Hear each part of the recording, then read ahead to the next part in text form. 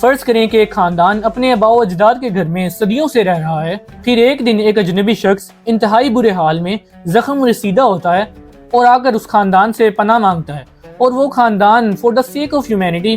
Temporary یعنی عارضی طور پر اس اجنبی کو اپنے گھر میں رہنے کی اجازت دے دیتا ہے۔ ایک دن اچانک سے وہ اجنبی شخص کہتا ہے کہ یہ گھر تو کچھ 2000 سال پہلے میرے آباء و اجداد کا تھا، اور وہ جنگ کی وجہ سے اس کا قبضہ چھوڑ کر کسی دوسرے ملک میں ہجرت کر گئے تھے، تو اب میں آ گیا ہوں، تو مجھے میرا گھر واپس کرو۔ جبکہ وہ خاندان گھر کے کاغذات دکھاتا ہے اور کہتا ہے کہ ہمارے آباء و اجداد نے تو اس گھر کو قیمت دے کر خریدا ہے۔ دیکھتے ہی دیکھتے ان لوگوں میں ایک تنازعہ شروع ہو جاتا ہے اور اس ملک کی سپریم کورٹ انٹروین کرتی ہے اور ایک متنازعہ فیصلہ سنا دیتی ہے کہ اس گھر کا گراؤنڈ فلور اور چھت اس اجنبی کی ہوگی، اور اس گھر کا صرف فرسٹ فلور ہی اس خاندان کا ہوگا کہ جو اس گھر کا اصل مالک مکان تھا، اور اب اس خاندان کو اس گھر کی چھت پر اور مین گیٹ سے آنے جانے پر بھی اس اجنبی شخص سے اجازت لینا پڑے گی۔ کیا یہ آپ کو فیئر لگا؟ نہیں نا؟ تو فلسطینیوں کے ساتھ بھی کچھ ایسا ہی معاملہ پیش آیا تھا، مگر اقوام متحدہ نے یروشلم کیونکہ تینوں ابراہمک ریلیجنز یعنی جوڈائزم، کرسچینٹی